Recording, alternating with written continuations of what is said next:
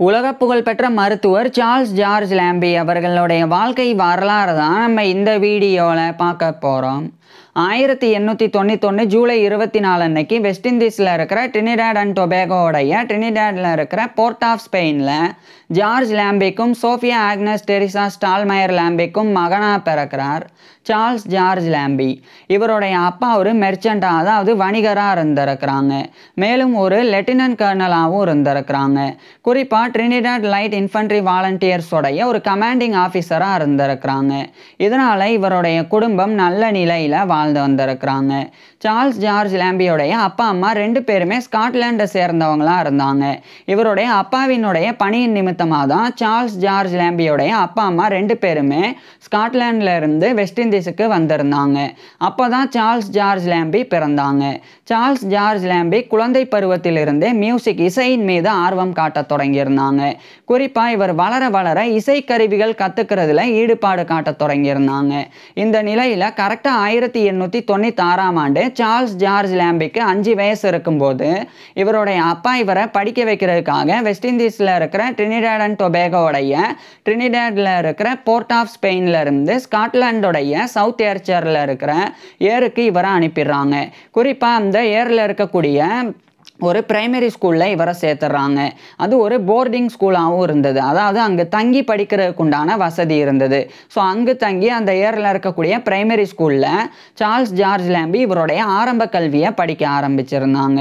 தொடக்கம் முதலே பள்ளி பாடங்கள் படிக்கிறதுல நிறைய ஆர்வம் காட்ட தொடங்கியிருந்தாங்க. கல்வியில் மட்டும் இல்லாமல் இசையிலையும் இவருக்கு நிறைய ஆர்வம் இருந்து வந்தனால சார்ல்ஸ் ஜார்ஜ் லாம்பியோடைய அப்பா இவர் இசை கற்றுக்கிறதுக்கு உண்டான ஏற்பாடுகளை செஞ்சு கொடுக்குறாங்க. குறிப்பாக ஏர்லேயே ஒரு மியூசிக் கிளாஸுக்கு இவரை அனுப்புகிறாங்க. அங்கே போய் பியானோ வாசிக்கிறதுக்கு சார்ல்ஸ் ஜார்ஜ் லாம்பி கற்றுக்க ஆரம்பிச்சிருந்தாங்க. பியானோ வாசிக்கிறதுக்கு கற்றுக்கிறது மட்டும் இல்லாமல் ஒரு டேலண்டடான பியானிஸ்டாகவும் இவர் இருந்தாங்க. எந்த அளவுக்கு அப்படின்னா 1899ஆம் ஆண்டு சார்ல்ஸ் ஜார்ஜ் லாம்பி வெறும் இவருடைய 8 வயதிலேயே ஒரு பியானோ கான்சர்ட் ஒன்று நடத்தினாங்க. அதாவது பியானோ இசை நிகழ்ச்சி ஒன்று ஒரு இசை கச்சேரியை நடத்தினாங்க. அந்த அளவுக்கு 8 வயசுலேயே பியானோ இசை கச்சேரியை நடத்துகிற அளவுக்கு ஒரு சிறந்த பியானோ இசை கலைஞராக சார்ல்ஸ் ஜார்ஜ் லாம்பி திகழ்ந்து வந்தாங்க. என்னதான் இவர் மியூசிக்கில் ஆர்வம் காட்டினாலும் எஜுகேஷன்லேயும் இவருடைய ஆர்வம் கொஞ்சம் கூட குறையலை. இவர் தொடர்ந்து ரொம்ப நல்லா படித்து 1901ஆம் ஆண்டு இவருடைய 10 வயதில் சார்ல்ஸ் ஜார்ஜ் லாம்பி இவருடைய ஆரம்ப கல்வியை முடிச்சிடுறாங்க. இதுக்கப்புறமா அந்த ஏர்லேயே இருக்கக்கூடிய ஏர் அகாடமி அப்படின்ற ஒரு நான் டினாமினல் செகண்டரி ஸ்கூல்ல இவருடைய அப்பா இவரை சேர்த்துறாங்க. அங்கு சேர்ந்து 1901ஆம் ஆண்டிலிருந்து சார்ல்ஸ் ஜார்ஜ் லாம்பி இவருடைய ஹையர் எஜுகேஷன் உயர்கல்வியை படிக்க ஆரம்பிச்சிருந்தாங்க. உயர்கல்வியின் போது லட்டின், கிரீக், ஜெர்மன், இட்டாலியன், அதுக்கப்புறமா பிரெஞ்சு போன்ற மொழிகளை இவர் கற்றுக்கிட்டு வந்தாங்க. இந்த காலகட்டத்தில் சார்ல்ஸ் ஜார்ஜ் லாம்பியோடைய அப்பா அம்மாவும் வெஸ்ட் இண்டீஸில் இருந்து ஸ்காட்லாண்டுடைய சவுத் ஏர்ச்சரில் இருக்கிற ஏருக்கே வந்திருந்தாங்க. ஸோ அங்கு தொடர்ச்சியாக சார்ல்ஸ் ஜார்ஜ் லாம்பி இவருடைய ஹையர் எஜுகேஷனை அந்த ஏர் அகாடமியில் படித்து வந்தாங்க. அதே காலகட்டத்தில் நிறைய இசை நிகழ்ச்சி, அதாவது நிறைய இசை போட்டிகள்லையும் இவர் கலந்துகிட்டு வந்தாங்க. ஸோ இப்படி ஒரு பக்கம் இசை, இன்னொரு பக்கம் கல்வி அப்படின்னு 2துலையுமே சிறந்து விளங்கினாங்க. போக போக சார்ல்ஸ் ஜார்ஜ் லாம்பிக்கு மருத்துவம் படிக்கணும் அப்படின்ற அந்த ஒரு விருப்பம் ஏற்படுது. இதுக்கிடையில் 1906ஆம் ஆண்டு சார்ல்ஸ் ஜார்ஜ் லாம்பிக்கு 15 வயசு இருக்கும்போது இவருடைய ஃபேமிலி வாழ்ந்து வரக்கூடிய ஸ்காட்லாண்டுடைய சவுத் ஏர்ச்சரில் இருக்கிற ஏரில் இருந்து அதே ஸ்காட்லாண்டில் இருக்கிற ஸ்டெர்லிங்ஷருக்கு இடம்பெயர்ந்து போயிடுறாங்க. ஸோ இதனால் இந்த சமயம் சார்ல்ஸ் ஜார்ஜ் லாம்பி இவருடைய ஸ்கூலை மாற்றணும் அப்படின்ற நிலைமை ஏற்படுது. ஸோ இவர் ஏர் அகாடமியிலிருந்து இவருடைய 15 வயசில் இவருடைய ஹையர் எஜுகேஷனை ஸ்டாப் பண்ணுறாங்க. அடுத்து இவருடைய குடும்பம் ஸ்டெர்லிங்ஷரில் வாழ்ந்து வந்தனால அங்கே இருக்கக்கூடிய ஸ்டான்லி ஹவுஸ் ஸ்கூல் அப்படின்ற இன்னொரு ஹை ஸ்கூல், அங்கே இவர் 1906ஆம் ஆண்டிலிருந்து சார்ல்ஸ் ஜார்ஜ் லாம்பி ஜாயின் பண்ணி இவருடைய ஹையர் எஜுகேஷனை தொடர்ந்து படித்தாங்க. அதுக்கப்புறமா 1908ஆம் ஆண்டு இவருடைய 17 வயதில் சார்ல்ஸ் ஜார்ஜ் லாம்பி இவருடைய ஹையர் எஜுகேஷனை அந்த ஸ்டெர்லிங்ஷரில் இருக்கக்கூடிய ஸ்டான்லி ஹவுஸ் ஸ்கூல்ல இருந்து முடிக்கிறாங்க. முடிச்சதுக்கப்புறமா அதே ஸ்டான்லி ஹவுஸ் ஸ்கூல்லையே Charles George Lambie pre matriculation study பண்ண ஆரம்பிச்சிருந்தாங்க. இது பிஃபோர் காலேஜ் ப்ரிப்பரட்டரி கோர்ஸ் அப்படின்னு அழைக்கப்படும். அதாவது காலேஜ் ஜாயின் பண்ணி படிக்கிறதுக்கு முன்னாடி படிக்கக்கூடிய ஒரு 1 இயர் கோர்ஸ் தான் இது. இது 6th form education, A class education அப்படின்னு கூட அழைக்கப்படும். ஸோ அதை எடுத்து சார்ல்ஸ் ஜார்ஜ் லேம்பி அடுத்த ஓராண்டு படிக்கிறாங்க. பிறகு 1909ஆம் ஆண்டு இவருடைய 18 வயதில் சார்ல்ஸ் ஜார்ஜ் லேம்பி வந்து இவருடைய pre matriculation study before college preparatory course அப்படின்ற 1 இயர் கோர்ஸையும் அந்த ஸ்டான்லி ஹவுஸ் ஸ்கூல்ல இருந்து கம்ப்ளீட் பண்ணிடுறாங்க. இதுக்கப்புறமா சார்ல்ஸ் ஜார்ஜ் லேம்பி வந்து மருத்துவம் படிக்கணும்னு விரும்பினால இவருடைய அப்பா இவரை ஸ்காட்லாண்டில் இருக்கிற ஸ்டெர்லிங்ஷையரில் இருந்து அதே ஸ்காட்லாண்டில் இருக்கிற எடன்பராக்கு இவரை அனுப்பிடுறாங்க. குறிப்பாக அங்கே இருக்கக்கூடிய University of Edinburgh medical school அங்கே இவரை சேர்த்துடுறாங்க. அங்கே சேர்ந்து சார்ல்ஸ் ஜார்ஜ் லேம்பி இவருடைய மருத்துவ கல்வியை 1909ஆம் ஆண்டிலிருந்து படிக்க ஆரம்பிச்சிருந்தாங்க. குறிப்பாக சார்ல்ஸ் ஜார்ஜ் லேம்பி வந்து MBCHB படித்து வந்தாங்க. MBCHB அப்படின்னா லட்டினில் மெடிசனே பேக்லோரேஸ் சிரிஜி அப்படின்னு எக்ஸ்பான்ஷன். இதுவே இங்கிலீஷில் MBBS bachelor of medicine and bachelor of surgery. இதை தான் சார்ல்ஸ் ஜார்ஜ் லேம்பி வந்து படித்து வந்தாங்க. இவருடைய மருத்துவ கல்வியின் போது மெடிக்கல் கரிக்குலமாக, அதாவது மருத்துவ பாடத்திட்டங்களாக இவர் வந்து ஃபிசியாலஜி உடலியல், பெத்தாலஜி நோயியல், அனாட்டமி உடற்கூறியல், மெட்டீரியா மெடிக்கா மருந்துகளினுடைய பண்புகள் குறித்து படிக்கிறது, சர்ஜரி அறுவை சிகிச்சை, கெமிஸ்ட்ரி வேதியியல், கிளினிக்கல் மெடிசன் மருத்துவம், பயாலஜி உயிரியல் அப்படின்னு இது போன்ற பாடங்களை படித்து வந்தாங்க. அதுக்கப்புறமா கூடுதலாக சார்ல்ஸ் ஜார்ஜ் லேம்பி வந்து இந்த ஃபார்மகாலஜி மருந்தியலையும் படித்தாங்க. அதே மாதிரி இந்த மிட்வைஃபரி, அதாவது இது வந்து அப்சட்ரிக்ஸ் மகப்பேறு மருத்துவம் அப்படின்னு அழைக்கப்படும். ஸோ அதையும் படித்தாங்க. ஸோ இப்படி எல்லா சப்ஜெக்ட்ஸையுமே ரொம்ப நல்லாவே சார்ல்ஸ் ஜார்ஜ் லேம்பி வந்து படித்து வந்தாங்க. பின்னர் 1914ஆம் ஆண்டு இவர் ஒரு ஸ்டூடெண்ட்டாக இருக்கும்போதே எடன்பராவில் இருக்கிற ராயல் மெடிக்கல் சொசைட்டி அதனுடைய ஒரு பிரசிடெண்ட்டாக இவர் வந்து தேர்ந்தெடுக்கப்பட்டாங்க. இதுக்கப்புறமா அந்த 1914ஆம் ஆண்டு இவருடைய 23 வயது சார்ல்ஸ் ஜார்ஜ் லேம்பி வந்து இவருடைய மருத்துவ கல்வியை வந்து முடிக்கிறாங்க. குறிப்பாக அந்த MBCHB மெடிசனே பேக்லோரேஸ் சிரிஜி அப்படின்ற MBBS bachelor of medicine and bachelor of surgery இதை யூனிவர்சிட்டி ஆஃப் எடன்பரா மெடிக்கல் ஸ்கூல்ல இருந்து சார்ல்ஸ் ஜார்ஜ் லேம்பி வந்து முடிக்கிறாங்க. இப்போ இவர் வந்து இந்த MBBS முடிச்ச உடனே இவர் ஒரு மருத்துவராக நோயாளிகளுக்கு சிகிச்சையெல்லாம் கொடுக்க முடியாது. அதுக்கு முன்னாடி ஒரு மருத்துவமனையில் சேர்ந்து அங்கே இருக்கக்கூடிய தேர்ந்த மருத்துவர்கள் நோயாளிகளுக்கு சிகிச்சை கொடுக்கறத சார்ல்ஸ் ஜார்ஜ் லேம்பி வந்து பார்த்து பயிற்சி பெறணும். அதுக்கப்புறமா அந்த தேர்ந்த மருத்துவர்களினுடைய மேற்பார்வையின் கீழே சார்ல்ஸ் ஜார்ஜ் லேம்பி வந்து நோயாளிகளுக்கு சிகிச்சை கொடுக்கணும். இதெல்லாம் சரியாக செஞ்சாதான் சார்ல்ஸ் ஜார்ஜ் லேம்பி வந்து ஒரு மருத்துவராக தகுதி பெற முடியும். இதுக்காக இந்த 1914ஆம் ஆண்டு இவருடைய மருத்துவ கல்வியை முடித்த உடனடியாக அதே எடன்பராலே இருக்கக்கூடிய ராயல் இன்ஃபர்மரி ஆஃப் எடன்பரா அப்படின்ற ஒரு வாலண்டரி ஹாஸ்பிட்டலில் இவர் ஒரு ஹவுஸ் ஃபிசிஷியனாக ரெசிடென்ட் ஃபிசிஷியனாக ஜாயின் பண்ணுறாங்க. இது வந்து RIE அப்படின்னு ஷார்ட்டாக அழைக்கப்படும். எடன்பரா ராயல் இன்ஃபர்மரி அப்படின்னும் அழைக்கப்படும். ஸோ அங்கு சேர்ந்து சார்ல்ஸ் ஜார்ஜ் லேம்பி வந்து மருத்துவ பயிற்சியை மெடிக்கல் ட்ரைனிங்கை பெற்று வந்தாங்க. அதுக்கப்புறம் 1915ஆம் ஆண்டு ராயல் மெடிக்கல் சொசைட்டியினுடைய பிரசிடென்ட் அப்படின்ற பதவியில் இருந்து விலகுறாங்க. இதே காலகட்டத்தில் இவருக்கு வந்து மெர்சிசன் மெமோரியல் ஸ்காலர்ஷிப் அது வந்து இவருக்கு வழங்கப்படுது. ஸோ இந்த அளவுக்கு சார்ல்ஸ் ஜார்ஜ் லேம்பி வந்து மருத்துவ கல்வியில் ஒரு சிறந்த மாணவனாக இருந்தாங்க. இதுக்கப்புறம் இந்த 1915ஆம் ஆண்டு இவருடைய மருத்துவ பயிற்சியெல்லாம் முடிக்கிறாங்க. இந்த காலகட்டத்தில் முதல் உலகப் போர் நடந்து வந்தது. அதாவது 1914ஆம் ஆண்டிலிருந்து முதல் உலகப் போர் நடந்து வந்தது. ஸோ 1915ஆம் ஆண்டு இவர் ஒரு மருத்துவராக தகுதி பெற்ற உடனடியாக Royal army medical corp RAMC அதில் இவர் வந்து ஜாயின் பண்ணுறாங்க. இது வந்து ஒரு இராணுவ மருத்துவ படைப்பிரிவு. அதாவது இந்த ராயல் ஆர்மி மெடிக்கல் கோர்ப் அப்படின்றது போரில் போர் புரியக்கூடிய இராணுவ வீரர்கள் அவங்களுக்கு ஏற்படக்கூடிய நோய்கள், அவங்களுக்கு ஏற்படக்கூடிய காயங்கள், அதுக்குண்டான மருத்துவ சேவைக்காக உருவாக்கப்பட்டது தான் ராயல் ஆர்மி மெடிக்கல் கோர்ப் அப்படின்றது. ஸோ அதில் இவர் வந்து சார்ல்ஸ் ஜார்ஜ் லேம்பி வந்து ஜாயின் பண்ணாங்க. ஜாயின் பண்ணதுக்கப்புறமா இவர் வந்து ஃபஸ்ட்டு மெசபடோனியாவுக்கு அனுப்பப்பட்டாங்க. அதுக்கப்புறமா அங்கிருந்து அப்போதைய பிரிட்டிஷ் இந்தியாவில் இருந்து பூனாவுக்கு அனுப்பப்பட்டாங்க. அதாவது இன்றைய இந்தியாவுடைய மகாராஷ்டிராவில் இருக்கிற புனேக்கு அனுப்பப்பட்டாங்க. அங்கே சார்ல்ஸ் ஜார்ஜ் லேம்பி வந்து ஒரு பெத்தாலஜிஸ்ட் நோயியல் நிபுணராக இருந்து வந்தாங்க. அதுக்கப்புறமா இவர் வந்து சாமுக்கு அனுப்பப்பட்டாங்க. அதுக்கப்புறம் 1916ஆம் ஆண்டு சார்ல்ஸ் ஜார்ஜ் லேம்பி வந்து ரேங்க் ஆஃப் கேப்டனா, அதாவது கேப்டன் அப்படின்ற அந்த ஒரு ரேங்கை வந்து பெற்றாங்க. அதுக்கப்புறம் இவர் வந்து பிரான்ஸுக்கு அனுப்பப்பட்டாங்க. ஸோ இதுமாதிரி பல்வேறு இடங்களுக்கு சார்ல்ஸ் ஜார்ஜ் லேம்பி வந்து போய் அங்கெல்லாம் இவருடைய மருத்துவ சேவையை ஆற்றினாங்க. இது 1917 காலகட்டத்தில் இவர் வந்து பிரான்ஸில் ராயல் ஆர்மி மெடிக்கல் கோர்ப்பில் ஒரு கேப்டனாக ஒர்க் பண்ணாங்க. அதுக்கப்புறம் 1918ஆம் ஆண்டு போரில் இவர் ஆற்றின பங்களிப்புக்காக குறிப்பாக இவர் வந்து ரொம்ப தைரியமாக போரில் வந்து கலந்துக்கிட்டாங்க. ஸோ தைரியமாக கலந்துக்கிட்டாங்க அப்படின்னு சொல்லும்போது அந்த போரில் இராணுவ வீரர்கள் வந்து போர் பண்ணிட்டு இருக்கும்போது அவங்களுக்கு காயம் ஏற்படும் போது நேரடியாக போர்க்காலத்துக்கே சென்று சார்ல்ஸ் ஜார்ஜ் லாம்பே வந்து அந்த அந்த காயமடைஞ்ச இராணுவ வீரர்களை மீட்டு கொண்டு வந்தாங்க. ஸோ அந்த அளவுக்கு இவருடைய தைரியம் இருந்தனால இவருடைய தைரியத்தை பாராட்டி இந்த 1918ஆம் ஆண்டு இவருக்கு மிலிட்டரி கிராஸ் வந்து வழங்கப்பட்டது. அது ஒரு கௌரவம். இது வந்து இராணுவத்தில் வழங்கப்படக்கூடிய ஒரு கௌரவம். இந்த மிலிட்டரி கிராஸ் அப்படின்றது எம்சி அப்படின்னு சாட்டா அழைக்கப்படும். ஸோ அந்த ஒரு கௌரவத்தை சார்ல்ஸ் ஜார்ஜ் லாம்பே வந்து பெறாங்க.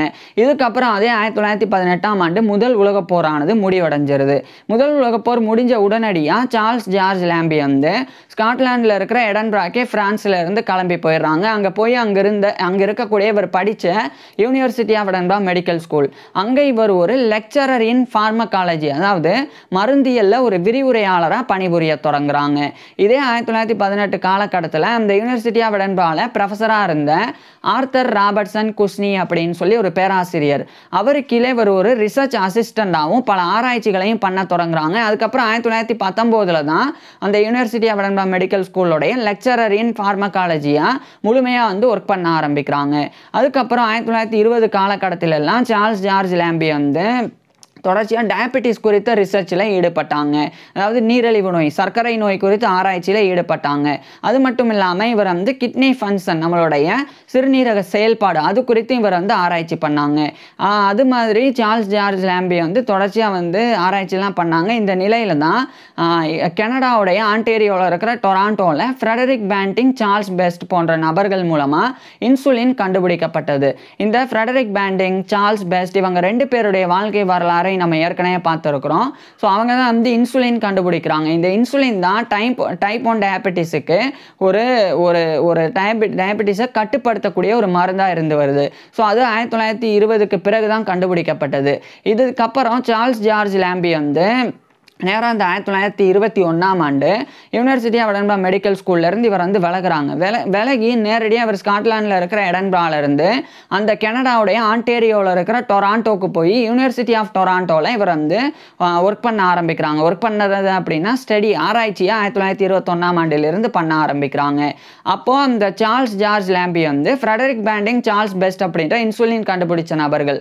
ஸோ அவங்களுக்கு கீழே இவர் வந்து ஆராய்ச்சி பண்ணாங்க. அது மூலமாக இன்சுலின் எப்படி செயல்படுது, அதை எப்படி பயன்படுத்தணும், அது எப்படி வந்து கரெக்டாக டயபெட்டிஸ் உள்ளவங்களுக்கு செலுத்தணும், அது எப்படி மேனேஜ் பண்ணணும், அந்த விஷயங்களை சார்ல்ஸ் ஜார்ஜ் லாம்பே வந்து கற்றுக்குறாங்க.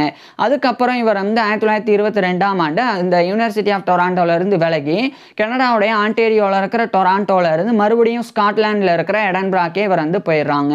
அங்கே போய் 1922ஆம் ஆண்டு சார்ல்ஸ் ஜார்ஜ் லாம்பே வந்து அந்த எடன்பராவில் இருக்கிற இவர் மருத்துவ பயிற்சி பெற்ற ராயல் இன்ஃபர்மரி ஆஃப் எடன்பரா அப்படின்ற வாலண்டரி ஹாஸ்பிட்டல், அங்கே இவர் ஒரு அசிஸ்டன்ட் பிசிஷியனா, உதவி மருத்துவராக ஜாயின் பண்ணிடுறாங்க.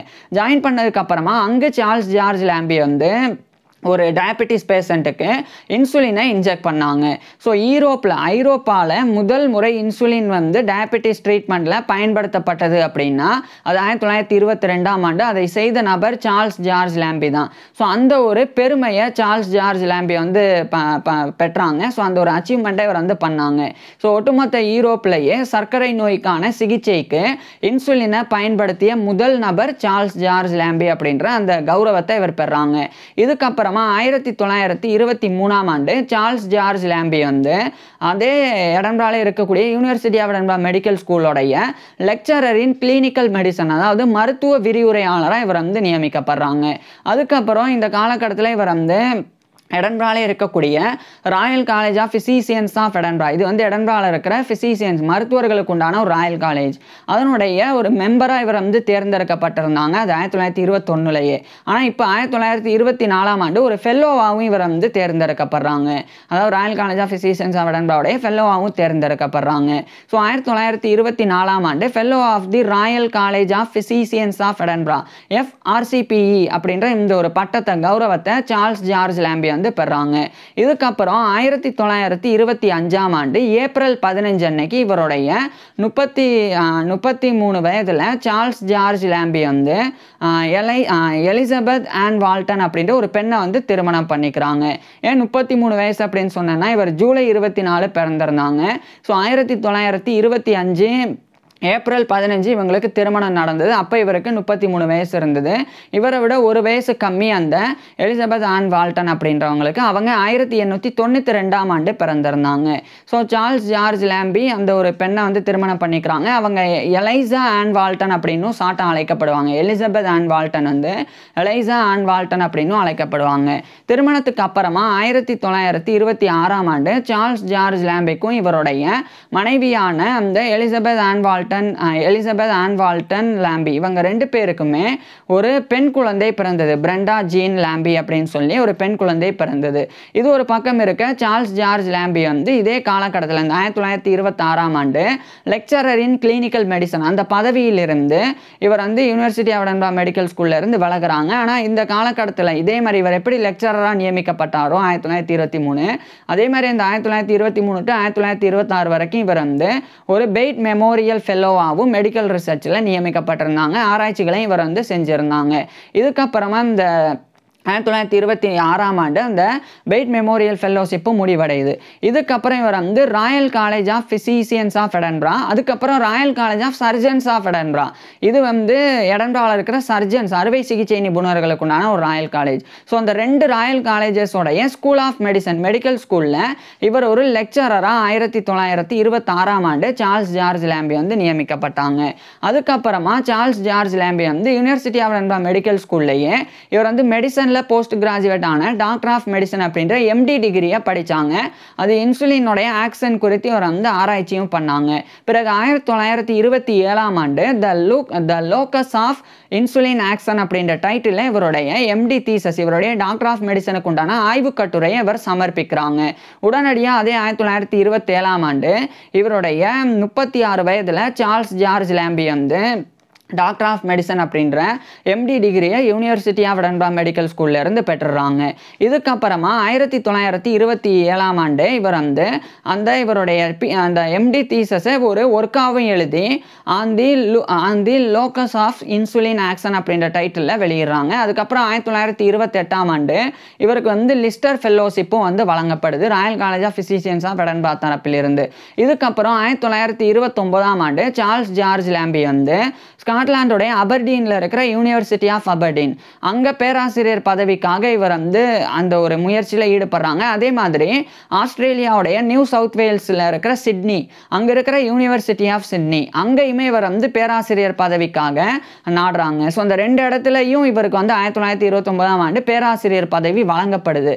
ஆனால் இவர் வந்து யூனிவர்சிட்டி ஆஃப் அபர்டீனுடைய பேராசிரியர் பதவி வேணாம் அப்படின்ட்டு இந்த 1929ஆம் ஆண்டு இவருடைய மனைவியையும் இவருடைய அந்த பெண் குழந்தையும் அழைச்சிட்டு ஸ்காட்லாண்டில் இருக்கிற எடன்பரால இருந்து ஆஸ்திரேலியாவுடைய நியூ சவுத் வேல்ஸில் இருக்கிற சிட்னிக்கு போயிடுறாங்க. அங்கே போனதுக்கப்புறமா அந்த 1929ஆம் ஆண்டு அங்கே சிட்னியில் இருக்கக்கூடிய யூனிவர்சிட்டி ஆஃப் சிட்னி அதனுடைய ஒரு ப்ரொஃபஸர் ஆஃப் மெடிசனாக அதாவது மருத்துவ பேராசிரியராக சார்ல்ஸ் ஜார்ஜ் லாம்பி வந்து பணிபுரிய ஆரம்பிக்கிறாங்க.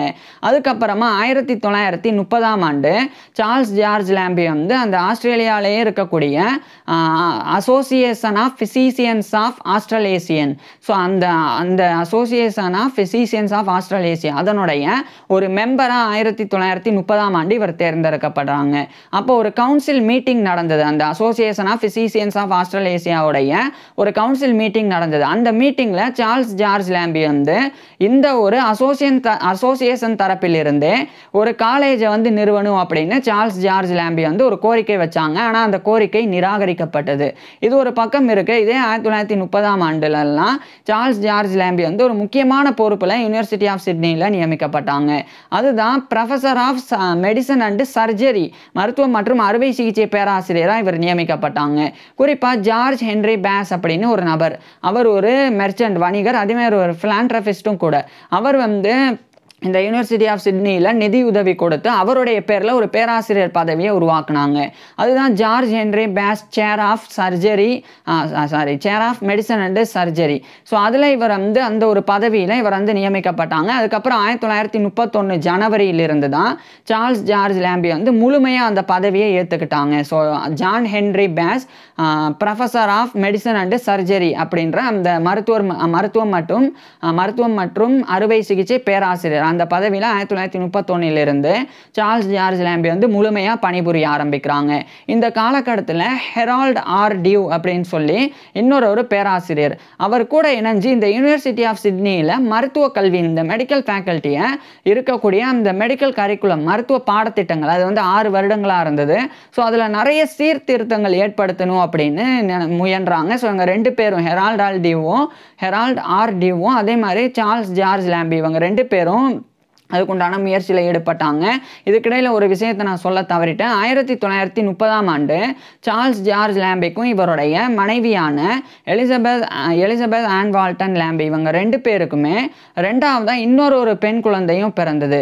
அந்த ஒரு பெண் குழந்தை வந்து அயோனா லேம்பி அப்படின்னு சொல்லி ஒரு பெண் குழந்தையும் பிறந்தது 1930. ஸோ மொத்தமாக சார்ல்ஸ் ஜார்ஜ் லேம்பிக்கும் இவருடைய மனைவியான எலிசா ஆன் வால்டன் லேம்பி இவங்க 2 பேருக்குமே 2 பெண் குழந்தைகள் பிறந்தது. இது சார்ல்ஸ் ஜார்ஜ் லேம்பியோடைய பர்சனல் லைஃப் தனிப்பட்ட வாழ்க்கையாக இருந்தது. இதுக்கப்புறம் தான் 1931 George Henry Bosch professor of medicine and சர்ஜரியா யூனிவர்சிட்டி ஆஃப் சிட்னியில் முழுமையாக ஒர்க் பண்ண ஆரம்பித்தாங்க. அதுக்கப்புறம் 1932 அந்த ஹெரால்ட் ஆர் டியூ அவர் கூட இணைஞ்சு சார்ல்ஸ் ஜார்ஜ் லேம்பி வந்து மெடிக்கல் ஃபேக்கல்ட்டியில் ரீஃபார்முலேஷன் வந்து கொண்டு வரணும் அப்படின்னு சொல்லி பயங்கரமாக முயற்சி பண்ணாங்க. அதில் நிறைய விஷயங்களை தொடர்ச்சியாக அவங்க பண்ணி நிறைய சீர்திருத்தங்களை இவங்க வந்து தொடர்ந்து பண்ணாங்க. இதுக்கப்புறமா இதே காலகட்டத்தில் இவர் வந்து விக்டர் ட்ரிகோஜஸ் அப்படின்னு சொல்லி இன்னொரு ஆராய்ச்சியாளர் அவர் ஒரு பேராசிரியரும் கூட அவர் கூட சேர்ந்து சார்ல்ஸ் ஜார்ஜ் லேம்பி வந்து ஒரு முக்கியமான ஆராய்ச்சியிலையும் ஈடுபட ஆரம்பிக்கிறாங்க. அதுதான் இந்த தைராய்டு ஸ்டிமுலேஷன் ஹார்மோன் அப்படின்றது. ஸோ அதை வந்து எப்படி பியூரிஃபை பண்ணுறது அதை எப்படி வந்து செயற்கையாக ஆர்டிஃபிஷியலாக வந்து கிரியேட் பண்ணுறது அதில் இவங்க 2 பேரும் விக்டர் ட்ரிகோஜஸும் அதே மாதிரி சார்ல்ஸ் ஜார்ஜ் லேம்பி 2 பேரும் ஆய்வு செஞ்சாங்க. இது வந்து தைராக்சின் அதே மாதிரி அதாவது நம்மளுடைய தைராய்டு சுரபி அதிலிருந்து தைராக்சின் அதுக்கப்புறமா இன்னும் சில ஹார்மோன்கள் எல்லாம் சுரந்து நம்மளுடைய உடலில் சரியாக மெட்டபாலிசம் வளர்சிதை மாற்றங்கள் நடக்கிறதுக்கு காரணமாக இருக்கக்கூடியது தான் இந்த தைராய்டு ஸ்டிமுலேஷன் ஹார்மோன் அப்படின்றது. ஸோ அதில் சார்ல்ஸ் ஜார்ஜ் லேம்பி வந்து அதை எப்படி பியூரிஃபை பண்ணுறது அப்படின்றதுல ரிசர்ச் பண்ணாங்க. இந்த நிலையில் 1936 இவர் வந்து national advisory council Commonwealth government so அதனுடைய ஒரு மெம்பராக 1936 இவர் நியமிக்கப்பட்டாங்க. 1937 வரைக்கும் அந்த பதவியில் இருந்தாங்க. அதுக்கப்புறம் அந்த 1937 சார்ல்ஸ் ஜார்ஜ் லேம்பி வந்து ஒரு ஃபர்ஸ்ட் ரிப்போர்ட்டை இவர் வந்து ஒட்டுமொத்த உலகத்தில் சப்மிட் பண்ணுறாங்க. இந்த தைராய்டு ஸ்டிமுலேஷன் ஹார்மோன் இதனுடைய பியூரிஃபை எப்படி பண்ணுறது அதனுடைய பியூரிஃபிகேஷன் பற்றின ஃபர்ஸ்ட் ரிப்போர்ட்டை இவர் 1937 சார்ல்ஸ் ஜார்ஜ் லேம்பி தான் வந்து பப்ளிஷ் பண்ணாங்க. ஸோ இதுவும் இவர் கிடைக்கக்கூடிய இதுவும் இவர் பண்ண ஒரு பெரிய அச்சீவ்மெண்ட்டாக இருந்தது. இதுக்கப்புறமா 1938 ஆஸ்திரேலியாவில் ராயல் ஆஸ்திரேலேசியன் காலேஜ் ஆஃப் ஃபிசிசியன்ஸ் அப்படின்னு ஒரு காலேஜ் வந்து உருவாக்கப்பட்டது. இதை தான் 1930 சார்ல்ஸ் ஜார்ஜ் லேம்பி வந்து அந்த கவுன்சில் மீட்டிங்கில் அசோசியேஷன் ஆஃப் ஃபிசிசியன்ஸ் ஆஃப் ஆஸ்திரேலேசியா அதனுடைய கவுன்சில் மீட்டிங்கில் சொன்னாங்க. அப்போ ஏற்றுக்கொள்ளப்படலை. ஆனால் 1938 8 வருடங்களுக்கு பிறகு அது வந்து செயல்பாட்டுக்கு வந்து ஸோ இவர் ஒரு ஃபவுண்டிங் ஃபெல்லோவாக 1938 சார்ல்ஸ் ஜார்ஜ் லேம்பி வந்து இருந்தாங்க. ஸோ அந்த ராயல் ஆஸ்திரேலேசியன் காலேஜ் ஆஃப் ஃபிசிசியன்ஸ் அது நிறுவப்படுறதுக்கு முக்கிய காரணமாக ஒரு ஃபவுண்டிங் ஃபெல்லோவா சார்ல்ஸ் ஜார்ஜ் லேம்பி இருந்தாங்க. இதுக்கப்புறமா 1939 2ஆம் உலகப் போர் தொடங்கிறது. இந்த 2ஆம் உலகப் போர் தொடங்கிய பிறகு இவர் கூட சேர்ந்து ஆராய்ச்சி பண்ண விக்டர் ட்ரிகோஜஸ் அவர் வந்து கைது செய்யப்படுறாங்க. ஏன் கைது செய்யப்பட்டாங்கன்னா அப்போ வந்து யுனைடெட் கிங்டம் தரப்பு அமெரிக்கா அவங்கெல்லாம் ஒரு பக்கமும் அதே மாதிரி ஜெர்மனி அதுக்கப்புறம் ஜெர்மனியை சுற்றி ஒரு சில நாடுகள் அப்படின்னு இந்த மாதிரி போர் நடந்தது. 2ஆம் உலகப் போர் 1939 தொடங்கியிருந்தது. ஸோ அந்த போர் நடந்து வரும்போது ஜெர்மனிக்கு ஆதரவானவர் விக்டர் ட்ரிகோஜஸ் அப்படின்னு நினச்சி கைது பண்ணியிருந்தாங்க. ஆனால் சார்ல்ஸ் ஜார்ஜ் லேம்பி வந்து ஹென்ரி ப்ரூஸ் அப்படின்றவர் தான் ஜெர்மனிக்கு ஆதரவானவர், நாஜி படையினருக்கு, அதாவது ஹிட்லருடைய நாஜி படைக்கு ஆதரவானவர். இவர் கிடையாது, விக்டர் ரிகோஜஸ் வந்து கிடையாது அப்படின்னு சார்ல்ஸ் ஜார்ஜ் லாம்பி வந்து சொல்லி அவரை வந்து டிஃபெண்ட் பண்ணாங்க. இதுக்கிடையில் 1940ஆம் ஆண்டு சார்ல்ஸ் ஜார்ஜ் லாம்பிக்கு அடிக்கடி உடல்நல குறைபாடு ஏற்பட்டது. அப்போ என்னன்னு பரிசோதனை பண்ணி பார்க்கும்போது இவருக்கு டயபெட்டிஸ், சர்க்கரை நோய் இருக்குது அப்படின்றது உறுதி செய்யப்படுது. அது மட்டும் இல்லாமல் சார்ல்ஸ் ஜார்ஜ் லாம்பிக்கு வந்து ஒரு ஹார்ட் கண்டிஷனும் இருக்குது, இதயத்திலையும் பாதிப்பு இருக்குது அப்படின்றதும் அறியப்படுது. ஸோ இது ஒரு பக்கம் இருந்தாலும் 1941 காலகட்டத்திலெல்லாம் சார்ல்ஸ் ஜார்ஜ் லாம்பி வந்து தொடர்ச்சியாக பேராசிரியராக இவர் வந்து பணிபுரிஞ்சுக்கிட்டு இன்னும் பல்வேறு பொறுப்புகள்லையும் இருந்து வந்தாங்க. இதுக்கிடையில் இன்னொரு விஷயம் சொல்ல தவறிட்டு 1927ஆம் ஆண்டு ராயல் சொசைட்டி ஆஃப் எடன்பரா, எடன்பராவில் இருக்கக்கூடிய ராயல் சொசைட்டி ஆஃப் எடன்பரா, அதனுடைய ஒரு ஃபெல்லோவாகவும் சார்ல்ஸ் ஜார்ஜ் லாம்பி வந்து தேர்ந்தெடுக்கப்பட்டாங்க. இதுக்கு வந்து 4 நபர்கள் ப்ரப்போசர்ஸாக இருந்து காரணமாக இருந்தாங்க. ஒருத்தர் அலெக்சாண்டர் கிரே மெக்கன்ட்ரி, இன்னொருத்தர் ஜார்ஜ் பார்ஜர் அப்படின்னு, இன்னொருத்தர் வந்து வில்லியம் ஓகேல்பே கெர்மேக் அப்படின்னு சொல்லி, அதே மாதிரி இன்னொரு நபர் வந்து வில்லியம் கிளன் லிஸ்டன் அப்படின்னு. ஸோ மொத்தமாக இந்த 4 நபர்கள் ப்ரப்போசர்ஸாக காரணமாக இருந்தாங்க. 1927ஆம் ஆண்டு சார்ல்ஸ் ஜார்ஜ் லாம்பி வந்து fellow of the Royal Society of Edinburgh, FRSE அப்படின்ற அந்த ஒரு பட்டத்தை, கௌரவத்தை இவர் வந்து பெற்றாங்க. ஸோ இதெல்லாம் வந்து சொல்ல தவறுனது. அதுக்கப்புறம் 1941 காலகட்டத்திலையும் சார்ல்ஸ் ஜார்ஜ் லாம்பி வந்து தொடர்ச்சியாக இவர் வந்து இந்த அரஸ்ட்டுக்கு எதிரான நடவடிக்கைகள் எல்லாம் ஈடுபட்டாங்க. அதுக்கப்புறமா சார்ல்ஸ் ஜார்ஜ் லாம்பி வந்து இந்த போரின் காலகட்டத்தில் நிறைய ஆராய்ச்சிகளை இவர் வந்து தொடர்ச்சியாக பண்ணாங்க. பேராசிரியராகவும் இவருடைய பதவியை வகித்தாங்க. மேலும் டயபெட்டிஸ், இன்சுலின், அதே மாதிரி கிட்னி ஃபங்க்ஷன், இது குறித்த நிறைய ரிசர்ச் பேப்பர்ஸை சார்ல்ஸ் ஜார்ஜ் லாம்பி எழுதி பப்ளிஷ் பண்ணவும் செஞ்சாங்க. இதுக்கப்புறமா 1945ஆம் ஆண்டு இந்த 2ஆம் உலகப் போரானது முடிவடையுது. இதைத் தொடர்ந்து சார்ல்ஸ் ஜார்ஜ் லாம்பி வந்து இன்னும் பல்வேறு விஷயங்கள்ல இவர் வந்து ஈடுபட்டாங்க. குறிப்பாக டாக்டர் ஜீன் ஆர்மிட்டேஜ் அப்படின்னு சொல்லி ஒரு மருத்துவர், அந்த பெண் மருத்துவர் கூட சேர்ந்து இவர் வந்து சார்ல்ஸ் ஜார்ஜ் லாம்பி வந்து ஒரு முக்கியமான ஒரு புக்கு எழுதினாங்க. அதுதான் வந்து கிளினிக்கல் டயக்னோஸ்டிக் மெத்தட்ஸ் அப்படின்னு சொல்லி, அது 1947ஆம் ஆண்டு இவர் சார்ல்ஸ் ஜார்ஜ் லாம்பி வந்து அந்த ஜீன் ஆர்மிட்டேஜ் அப்படின்ற டாக்டர் கூட சேர்ந்து பப்ளிஷ் பண்ணாங்க. இதில் முழுமையான, இன்ஃபேக்ட் சொல்ல போனால் அதில் வந்து பெரும்பாலான பங்களிப்பு சார்ல்ஸ் ஜார்ஜ் லாம்பியோடையதாக தான் அந்த கிளினிக்கல் டயக்னோஸ்டிக் மெத்தட்ஸ் அப்படின்ற புத்தகத்தில் இருந்தது. இந்த புத்தகமானது பல ஜெனரேஷன்ஸ் கடந்து பயன்பாட்டில் இருக்க தொடங்குது. ஸோ அந்தளவுக்கு முக்கியமான புத்தகமாக அது வந்து மாறுது. இது ஒரு பக்கம் இருக்க, சார்ல்ஸ் ஜார்ஜ் லாம்பிக்கு வந்து உடல்நல குறைபாடு ஏற்பட்டு இவர் வந்து ட்ரீட்மெண்ட், ஒரு சர்ஜரி வந்து எடுத்துக்கணும் அப்படின்ற நிலை ஏற்படுது. அப்போ 1950ஆம் ஆண்டு சார்ல்ஸ் ஜார்ஜ் லாம்பி வந்து ஆஸ்திரேலியாவுடைய நியூ சவுத் வேல்ஸில் இருக்கிற சிட்னியிலேருந்து ஸ்காட்லாண்டில் இருக்கிற எடன்பராக்கு இவர் மறுபடியும் 1950ஆம் ஆண்டு போய் ஒரு சர்ஜரியை வந்து மேற்கொண்டாங்க. அதுக்கப்புறம் மறுபடியும் ஸ்காட்லாண்டில் இருக்கிற எடன்பராலேருந்து ஆஸ்திரேலியாவுடைய நியூ சவுத் வேல்ஸில் இருக்கிற சிட்னிக்கு போயிடுறாங்க. அதுக்கப்புறமா இவர் வந்து பிரான்ஸ் தரப்பிலிருந்து மருத்துவத்திற்கு எவ்வளோ பங்களிப்பு வந்து கிடச்சிருக்கு, ஸோ அது குறித்து சார்ல்ஸ் ஜார்ஜ் லாம்பி வந்து ஒரு புக் எழுதினாங்க. அது வந்து லைட் அவுட் ஆஃப் பிரான்ஸ் அப்படின்ற டைட்டிலில் 1951ஆம் ஆண்டு சார்ல்ஸ் ஜார்ஜ் லாம்பி வந்து அந்த ஒரு ஒர்க்கை வந்து பப்ளிஷ் பண்ணாங்க. இதுக்கப்புறமா இவர் வந்து எட்கர் பெயின்டன் அவர்கிட்ட தான் கம்போசிஷனை வந்து ஸ்டடி பண்ணியிருந்தாங்க. ஸோ மியூசிக்கில் சார்ல்ஸ் ஜார்ஜ் லாம்பி வந்து தொடர்ந்து கான்சன்ட்ரேட்டும் இந்த காலகட்டத்திலையும் பண்ணாங்க. குறிப்பாக நிறைய இசை கச்சேரிகள் நடக்கும்போது, ஏதாவது ஒரு செலிப்ரேஷன் நடக்குதுன்னா அப்போல்லாம் சார்ல்ஸ் ஜார்ஜ் லாம்பி தான் இவருடைய நண்பர்கள் மத்தியில் பியானோ வந்து வாசிப்பாங்க. ஸோ அந்தளவுக்கு இவர் வந்து தொடர்ந்து ஒர்க் பண்ணாங்க. அதுக்கப்புறம் 1957ஆம் ஆண்டு கிட்டத்தட்ட இவருடைய 65-66 வயதில் சார்ல்ஸ் ஜார்ஜ் லாம்பி வந்து யூனிவர்சிட்டி ஆஃப் சிட்னியோடைய George Henry Bosch professor of medicine and Surgery, அந்த ஒரு மருத்துவம் மற்றும் அறுவை சிகிச்சை பேராசிரியர், அந்த பதவியிலிருந்து இவர் வந்து ரிட்டையர் ஆயிடுறாங்க. ரிட்டையர்மெண்ட்டுக்கு அப்புறமா சார்ல்ஸ் ஜார்ஜ் லாம்பி வந்து அதே சிட்னியிலேயே ஒரு முக்கியமான பொறுப்பில் நியமிக்கப்பட்டாங்க. அதாவது பிரிட்டிஷ் மெடிக்கல் அசோசியேஷன் அதனுடைய நியூ சவுத் வேல்ஸ் பிரான்ச்சுக்கான ஒரு கமிட்டி, அந்த கமிட்டியில் ஒரு முக்கியமான ரோலில் ஒரு மெம்பராக வந்து சார்ல்ஸ் ஜார்ஜ் லாம்பி வந்து நியமிக்கப்பட்டாங்க. ஸோ இது ஒரு இவர் ரிட்டையர்மெண்ட்டுக்கு பிறகும் இவர் வந்து வேலை பார்க்கக்கூடிய அந்த ஒரு விஷயத்தை வந்து குறிக்குது. இதுக்கப்புறமா சார்ல்ஸ் ஜார்ஜ் லாம்பி வந்து கோரினரி வாஸ்குலர் டிசீஸ்னால இதய குறைபாடுனால பாதிக்கப்பட்ட இவர் இறுதியாக 1961 ஆகஸ்ட் 28 அன்னைக்கு இவருடைய 70 வயதில் சார்ல்ஸ் ஜார்ஜ் லாம்பி இறந்து போயிடுறாங்க. ஸோ 1961 ஆகஸ்ட் 28 அன்னைக்கு 1961 ஆகஸ்ட் 28 அன்னைக்கு இவருடைய 70 வயதில் அந்த கோரினரி வாஸ்குலர் டிசீஸ்னால சார்ல்ஸ் ஜார்ஜ் லாம்பி வந்து இறந்து போயிடுறாங்க. இவர் இறந்து போகும்போது சிட்னியில் இருக்கக்கூடிய ராயல் நார்த் ஷோர் ஹாஸ்பிட்டல் அங்கே தான் வந்து இவர் வந்து இறந்து போனாங்க. ஸோ இதுக்கப்புறம் 1965ஆம் ஆண்டு சார்ல்ஸ் ஜார்ஜ் லாம்பியோடைய மனைவியான எலிசபெத் ஆன் வால்டன் லாம்பி அவங்க வந்து கிட்டத்தட்ட அவங்களுடைய 73 வயதில் இறந்து போனாங்க. ஏன்னா அவங்க 1892ஆம் ஆண்டு பிறந்திருந்தாங்க, 1965ஆம் ஆண்டு இறந்து போனாங்க. அதுக்கப்புறம் 2011ஆம் ஆண்டு சார்ல்ஸ் ஜார்ஜ் லாம்பியோடைய 2 மகள்களும் வந்து இறந்தாங்க. ஸோ இதெல்லாம் சார்ல்ஸ் ஜார்ஜ் லாம்பியோடைய பர்சனல் லைஃப், தனிப்பட்ட வாழ்க்கையாக இருந்தது. இன்னொரு பக்கம் சார்ல்ஸ் ஜார்ஜ் லாம்பி வந்து மருத்துவத்தில் ஆற்றின பங்களிப்பு அது வந்து மிக முக்கியமானது. குறிப்பாக வந்து இன்சுலினை வந்து யூரோப்பிலேயே பயன்படுத்தின, அதாவது இன்சுலினை யூரோப்பில் இந்த சர்க்கரை நோய்க்கான சிகிச்சைக்காக பயன்படுத்தின முதல் மருத்துவர் அப்படின்ற சாதனையை சார்ல்ஸ் ஜார்ஜ் லாம்பி வந்து படைச்சாங்க.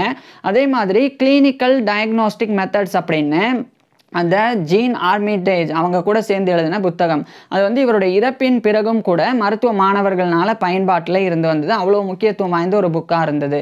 ஸோ இதுக்காகவே இவரை கௌரவப்படுத்துறதுக்காக நோரா ஹேசன் அப்படின்ற ஒரு பெண் ஆர்டிஸ்ட், ஒரு ஓவியர், அவங்க வந்து சார்ல்ஸ் ஜார்ஜ் லாம்பியோடைய போர்ட்ரேட்டை வந்து உருவாக்குனாங்க. அது வந்து இன்னைக்கு வரைக்குமே யூனிவர்சிட்டி ஆஃப் சிட்னியில் வைக்கப்பட்டு பாதுகாக்கப்பட்டு வருது. அது காரணம் சார்ல்ஸ் ஜார்ஜ் லாம்பி வந்து மருத்துவத்தில் ஆற்றின பங்களிப்பு தான். ஸோ இப்பேற்பட்ட சார்ல்ஸ் ஜார்ஜ் லாம்பியை பற்றி நீங்கள் என்ன நினைக்கிறீங்க அப்படின்றத கீழே கமெண்ட்ஸில் சொல்லுங்கள். உங்களுக்கு எந்த மாதிரியான டாபிக்ஸில் எந்த மாதிரியான வீடியோஸ் வேணும் அப்படின்றதையும் கீழே கமெண்ட்ஸில் சொல்லுங்கள். ஒரே ஒரு விஷயம், சார்ல்ஸ் ஜார்ஜ் லாம்பி அந்த ஹெரால்ட் ஆர் டியூ அவர் கூட சேர்ந்து யூனிவர்சிட்டி ஆஃப் சிட்னியோடைய மெடிக்கல் ஃபேக்கல்ட்டியில் ஏற்படுத்தின சீர்திருத்தங்கள் அது வந்து 1930களில் பண்ணப்பட்டது. 1974 வரைக்கும் அந்த ஒரு சீர்திருத்தம் தான் இருந்தது. ஸோ அந்த அளவுக்கு முக்கியமான திருத்தங்களை இவர் வந்து சார்ல்ஸ் ஜார்ஜ் லாம்பி வந்து ஹெரால்ட் ஆர் டியூ கூட சேர்ந்து பண்ணியிருந்தாங்க. தேங்க்யூ.